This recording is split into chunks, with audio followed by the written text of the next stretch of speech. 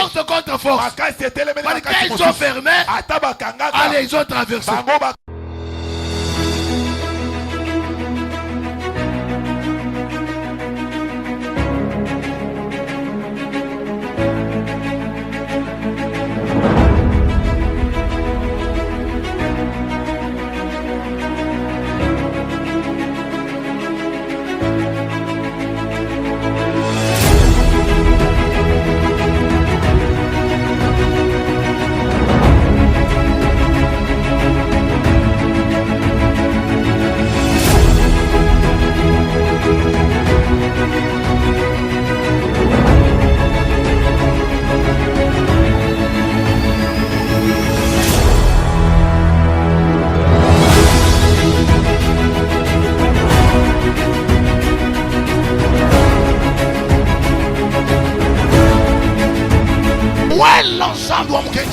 Mutu nyonso koja tembe na Nzambe ya jana mbela azape ya koloni awuti pe wapi azape na langi ya zandenge Nzambe oya biso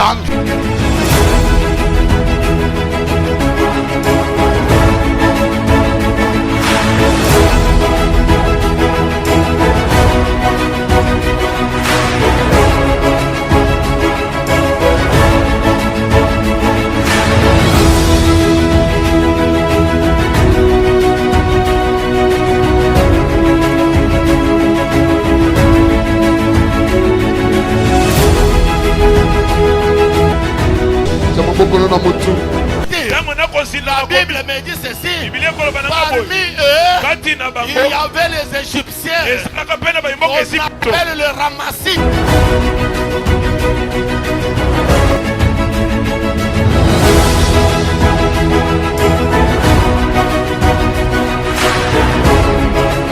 Bien-aimé, dans ta traversée, ne traverse pas seulement. Prends ta traversée, associe ça avec l'amour de Dieu. Tu verras les choses autrement. Tu ne vas pas commencer à vivre ta situation comme avant. Il avait un tel amour qu'il pouvait pardonner aux personnes qui lui avaient fait du mal. Lorsque ses frères viennent devant Joseph en train de trembler, et étant des personnes mauvaises, attendant à ce que lui aussi se comporte comme elle.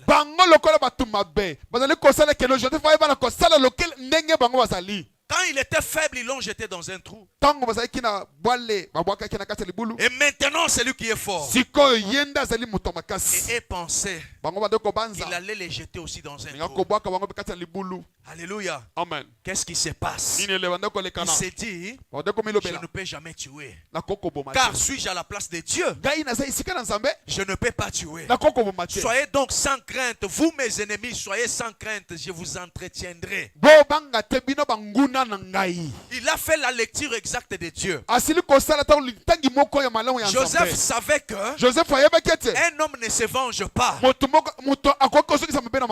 un homme pardonne. Joseph avait la révélation. Mais un homme n'est pas Dieu. C'est à Dieu la vengeance. C'est à Dieu la rétribution. C'est à toi l'amour. C'est à toi aussi le pardon. Joseph avait la connaissance de sa relation particulière avec Dieu. Et même s'il était devenu premier ministre, même s'il avait le pouvoir de ça, mais son état l'a aidé à rester dans l'amour. Ça, c'était Joseph. Lorsque les épreuves te volent l'amour, tu n'es plus ébranlable. Lorsque les épreuves te volent l'amour, tu n'es plus inébranlable. Lorsque les épreuves te volent le pardon, tu n'es plus inébranlable. Être fort, ce n'est pas seulement prier. Être fort, ce n'est pas seulement danser. Mais être fort, c'est rester dans l'amour même quand on te... Alléluia. C'est demeurer dans l'amour même quand on t'insulte. Être fort, c'est demeurer dans la joie même pendant les blessures. Alléluia. Amen. Alléluia. Amen. Ça veut dire on te blesse, mais toi tu pardonnes. On te blesse, mais toi tu aimes. Et tu te dis, Dieu me vengera. Je ne suis pas Dieu pour me venger. À Dieu la vengeance, à Dieu la rétribution. À moi l'amour, à moi le pardon. À toi l'amour, à toi le pardon. Alléluia. Amen. Et il a fait encore une révélation. Que toute chose concourt au bien de ceux qui aiment Dieu. Parce qu'il dit, le mal que vous avez prémédité pour me faire, Dieu l'a changé en bien. Il m'a envoyé ici pour prendre soin d'un peuple nombreux. Il a fait compris ceci, que lorsque tu marches avec Dieu, il n'y a pas de hasard dans ta vie. Même le mal qu'on te fait, ça fait partie du plan de Dieu. Alléluia. Amen. Même le mal qu'on te fait, ça fait partie du plan de Dieu. Ceux qui crucifiaient Jésus-Christ ils pensaient qu'ils faisaient leur propre volonté, alors qu'il accomplissait le plan de Dieu. Parce que Jésus devrait mourir pour sauver l'humanité. C'est pourquoi toi aussi, quel que tu es, tout le mal qu'on te fait, toi tu penses qu'on est en train de te faire souffrir. Non, bien-aimé, ce sont les instruments de Dieu pour t'amener à ta grandeur. Je dis que ce sont les instruments de Dieu pour te faire entrer dans ta saison. Alléluia. Amen. Alléluia. Amen. Alléluia. Amen. Ainsi, après avoir compris cela, au lieu de voir le plan de ses frères, lui il voyait le plan de Dieu. Au lieu de voir la main de ses frères, mais lui il voyait la main de Dieu. Au lieu de voir la haine de ses frères, lui il voit l'accomplissement du plan de Dieu. Au lieu de voir la méchanceté de ses frères, lui il a vu Dieu qui était capable d'utiliser les temps et les circonstances pour élever. Alléluia. Amen. Pour lui amener dans la grandeur. Lui, il voulait rester dans la maison de son père. Il a vu des rêves dans la maison de son père. Mais pour que ces rêves puissent s'accomplir, pour qu'il entre aussi dans sa saison de grandeur, il a fallu que votre haine, votre rejet, votre mépris puisse me conduire. Ah, bien-aimé, n'haïssez jamais les instruments de Dieu pour votre élévation. Non, je vois comme s'il n'y a pas quelqu'un qui m'entend ici. N'haïssez jamais les personnes que Dieu met sur votre chemin pour votre élévation. Tout celui que tu vois te combattre, bien aimé, mets-toi en tête que c'est un instrument de Dieu pour mon élévation. Joseph avait déjà cette révélation. Alléluia. Parce que tu pouvais voir les songes et les songes pourris dans la maison de ton père. Mais s'il n'y avait pas la haine, le rejet, la jalousie, comment il pouvait arriver là? Comment il pouvait arriver? J'avais des songes, mais je ne savais pas comment je pouvais y parvenir. Mais c'est votre haine. C'est votre jalousie. C'est votre rejet. C'est votre mauvais cœur qui ont permis que le plan de Dieu puisse s'accomplir dans ma vie. Alors je ne peux haïr l'instrument de Dieu pour ma bénédiction. Je ne peux haïr l'instrument de Dieu pour ma bénédiction. Vous avez été des instruments de Dieu pour mon élévation. Joseph avait la connaissance du maître du temps et des circonstances. Ce verset que nous avons dans la Nouvelle Alliance, que toutes choses concourent bien de ceux qui aiment Dieu, je pense que c'est dans Romains 8. Romains chapitre 8. Joseph avait déjà cette révélation dans l'Ancienne Alliance parce qu'il était prophète. Que Dieu est capable de se servir de la jalousie d'une certaine personne pour seulement te faire élever. Alléluia. Amen. Alléluia. Amen. Et Joseph avait cette révélation aussi, il a décidé d'adorer. Bien-aimé, est-ce que pendant ta traversée douloureuse, est-ce que tu adores? Je donne un exemple. Je vois on est en train de détruire les maisons des gens pour dire que ce sont des constructions anarchiques. Tu n'as qu'une seule. Construite en étage. Et tu vois le gouvernement venir démolir ta maison. Mais toi tu es chrétien. Tu vas insulter Dieu ou tu vas rester dans la foi? Ça c'est une question. Vous me répondrez demain. Est-ce que tu peux aussi décider d'adorer Dieu dans des moments pareils? Dans des moments de perte. Il est demeuré un adorateur. Parce qu'un adorateur, c'est celui qui trouve toujours un nom à donner à son Dieu malgré les temps et les circonstances. Il n'y a aucune situation qui puisse faire que tu changes le nom de Dieu. Je sais que je suis combattu. Mais tu es l'Éternel ma bannière. Je sais que je suis malade. Tu es Jéhovah Jireh. Je sais que je suis combattu. Tu demeures l'Éternel ma bannière. Ça c'est la dimension des adorateurs. Joseph est demeuré un adorateur. Il ne pouvait pas se plaindre. Seigneur, tu m'as montré les songes. Mais regarde ce que je traverse. Il n'a jamais fait cela. Il n'a jamais fait cela. Il a décidé d'adorer Dieu. Et cela se manifeste par le nom qu'il a donné à ses enfants. Lorsqu'il trouve son premier fils, Manassé, il dit: Dieu m'a fait oublier mes peines et la maison de mon père. Alléluia. Écoutez la dimension de l'adorateur. Et lorsqu'il a le deuxième fils Ephraïm, il dit: Dieu m'a rendu fécond dans le pays de mon affliction. Ça c'est la dimension d'un adorateur. Un homme qui n'insulte jamais Dieu parce que rien n'a marché. Un homme qui n'insulte jamais Dieu parce que sa traversée était douloureuse. Mais celui qui est un adorateur véritable, il va se référer au passage de 1 Pierre 5 verset 10. Après que vous aurez souffert un peu de temps. Est-ce que la Bible a dit beaucoup de temps? Non, je demande, est-ce que la Bible a dit beaucoup de temps? Un peu de temps. Ça veut dire que la souffrance d'un enfant de Dieu n'est pas semblable à la souffrance d'un païen. Un païen vivra éternellement souffrant. Mais un enfant de Dieu, c'est que toi tu appelles la souffrance.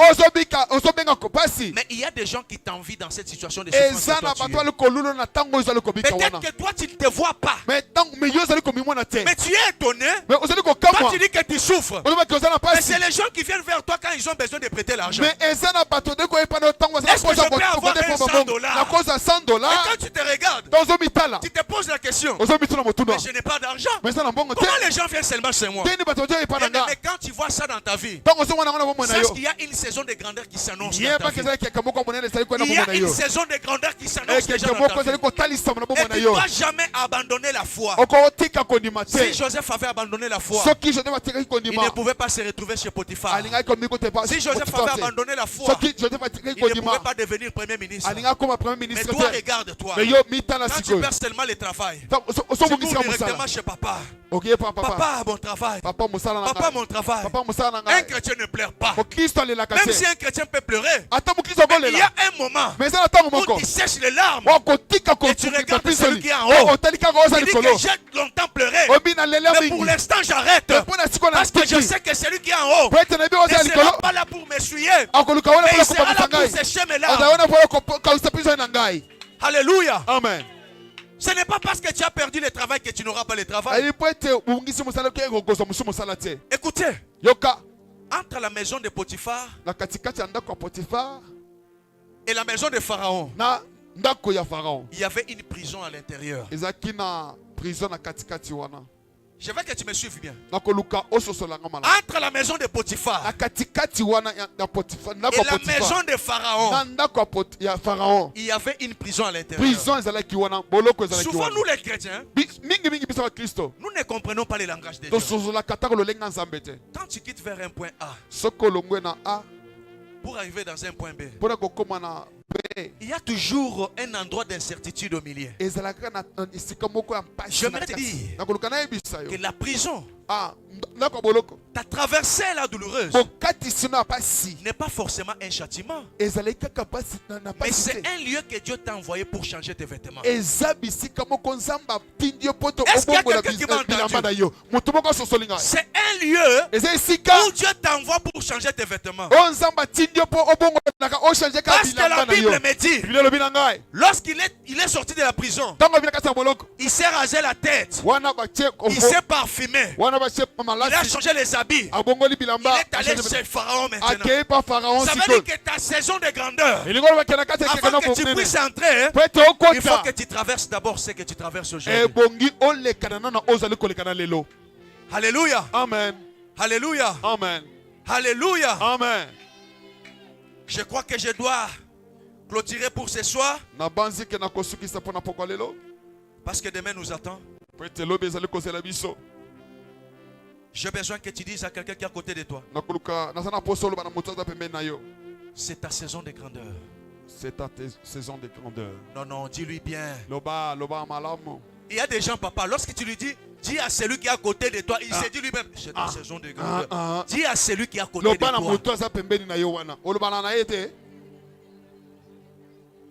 Alléluia. Amen.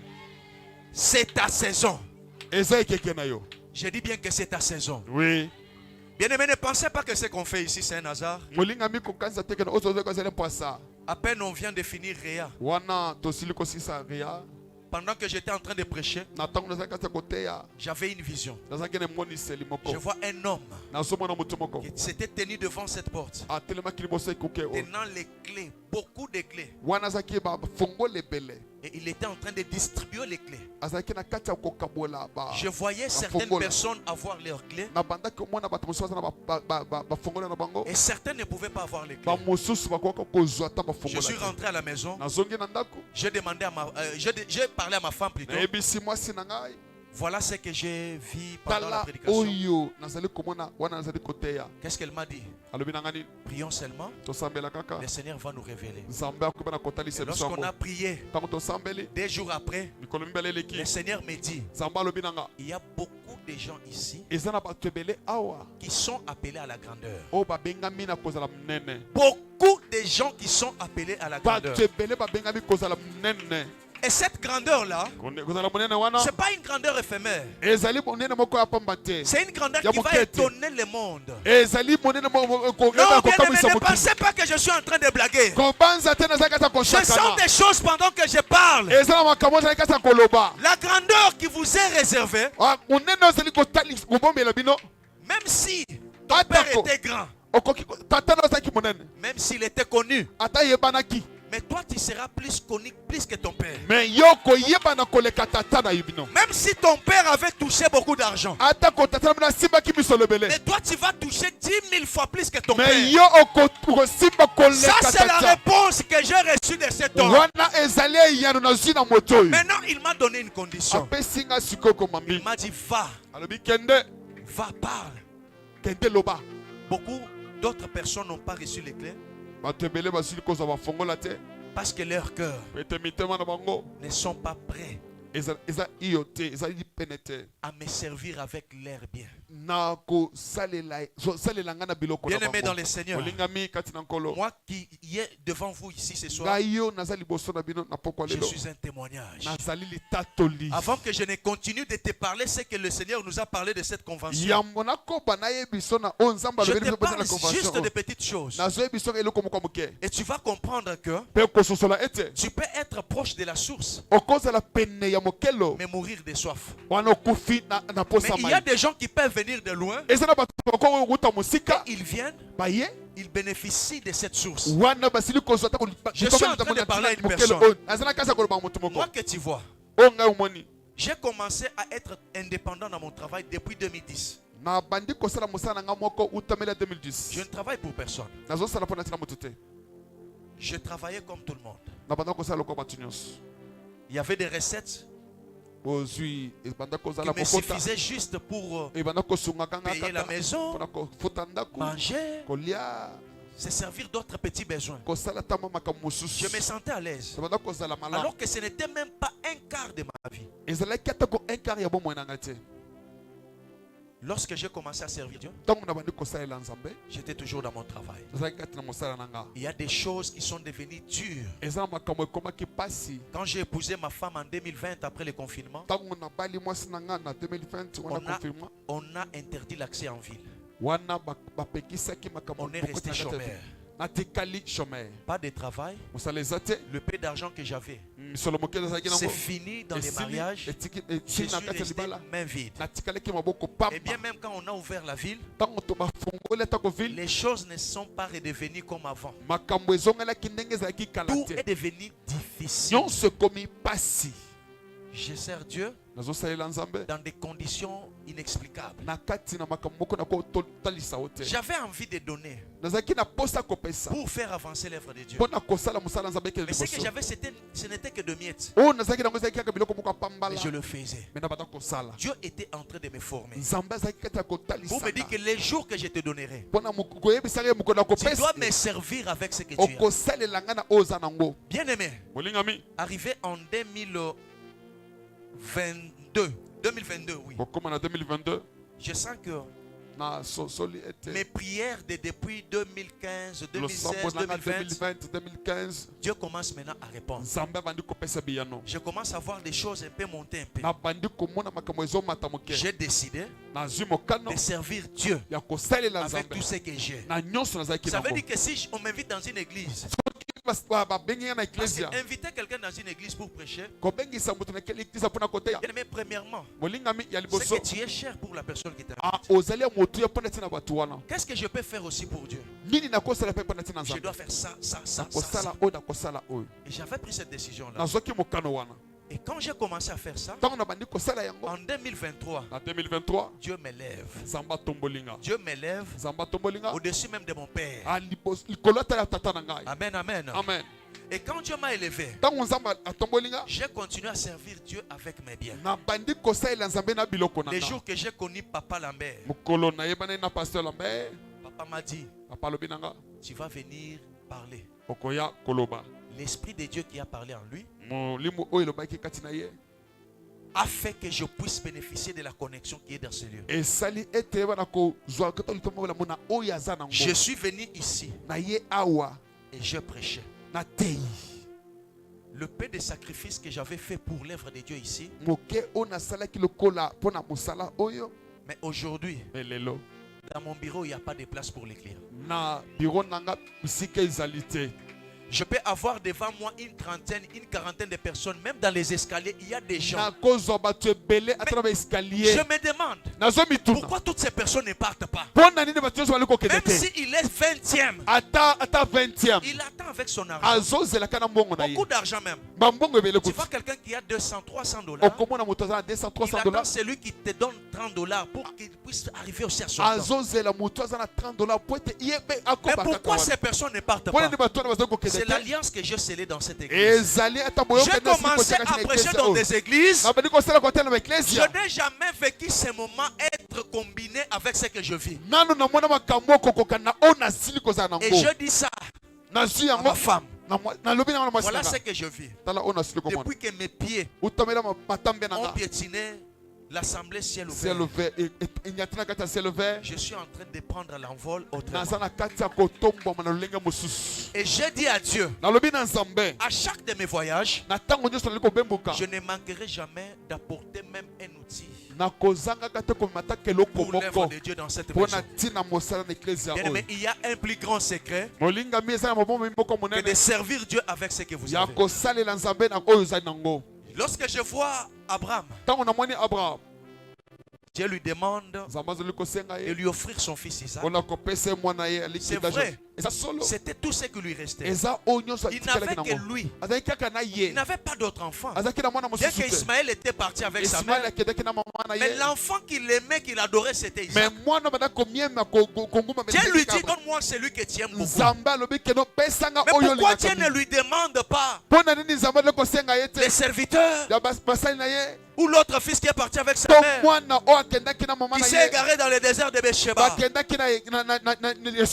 ne lui demande pas tout ça. Dieu lui demande seulement celui qu'il aime beaucoup. Écoutez ce qu'Abraham dit. C'est lui qui m'a donné. Je vais aller lui offrir. Et il décide d'offrir à Dieu. Pas à midi, pas le soir, mais il obéit à Dieu quand? Le matin. Pourquoi le matin? Parce que Sarah dort. Alléluia.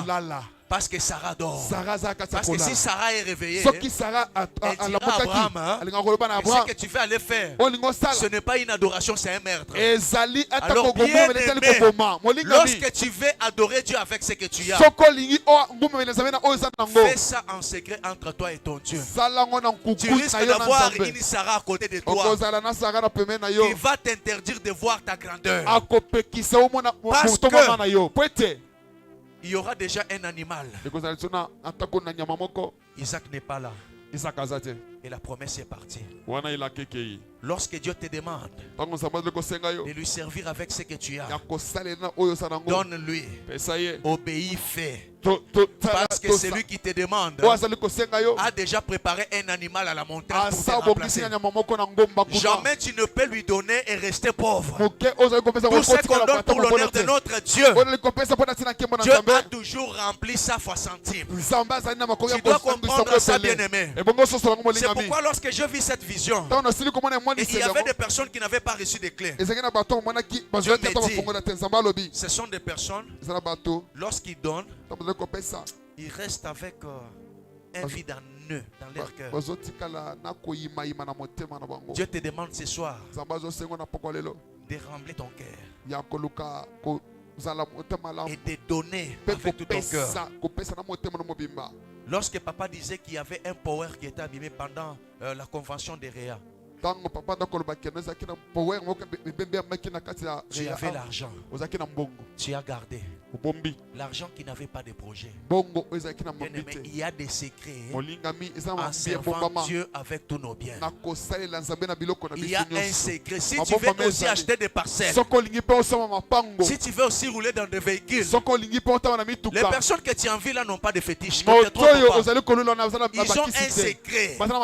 C'est de servir Dieu avec ce qu'on a. Parce que quand tu sers Dieu comme ça, tu es en train d'adorer. Tu es en train d'adorer. L'adoration, ce n'est pas seulement chanter, ce n'est pas seulement danser, mais c'est de donner tout ce qu'on a. Même Abraham, quand il est parti, il a dit à ses serviteurs, vous restez ici, car moi et les fils nous irons adorer. Le premier mot adoration est sorti lorsque un homme veut donner à Dieu. Est-ce que toi tu adores? Est-ce que toi tu adores avec tout ce que tu as? C'est vrai que tu veux entrer dans la saison des grandeurs. C'est vrai que tu veux entrer dans la saison des grandeurs. Bien-aimé, demain, nous serons ici. Nous allons parler de la grandeur. Nous serons ici demain. Par la grâce de Dieu, nous allons parler de la grandeur.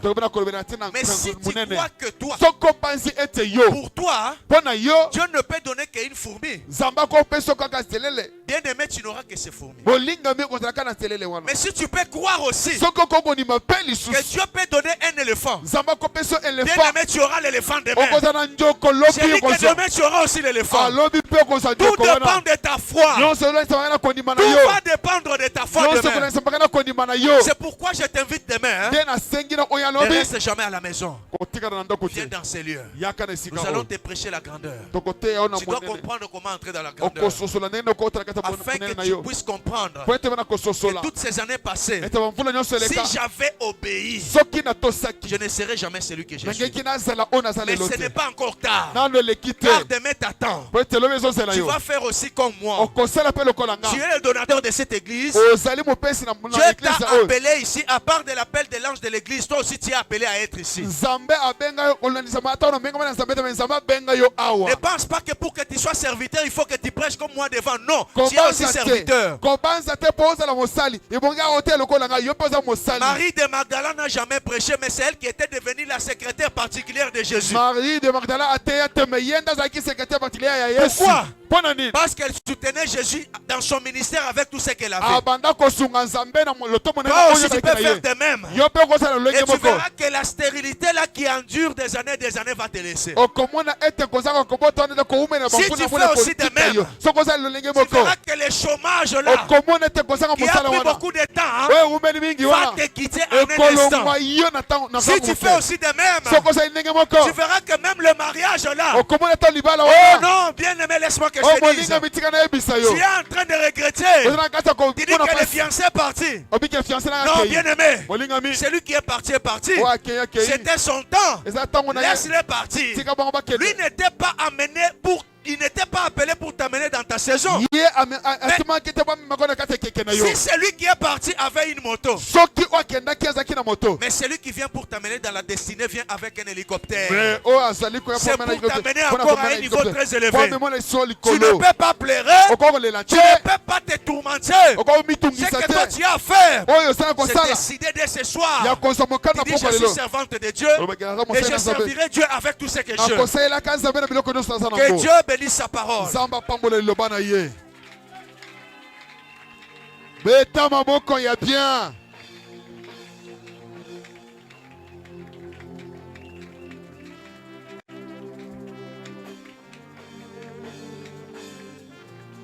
Kanaye yefana Yesu kopesa ye motema na ngai. Kanaye yefana Yesu kopesa ye motema na ngai. Sonieko zaki bomoi na ngai.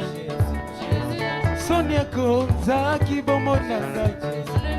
Kasi tango ye otikinga na nzembo ibanga na ngai ye. Okolinga nde soni na ngai. Tikalo yembo epimba. Yawe nanga abeti seto zali banga na ngai. Olokolinga nde soni na ngai. Tikalo yembo epimba. Zamba koyemba na nzeko. Yawe nanga abeti seto zali banga na ngai. Olokolinga nde soni na ngai. Tikalo yembo epimba. Yawe nanga esko kobakisa mwa maboko pona lokumu na Yesu. Nalobi pona lokumu na Yesu.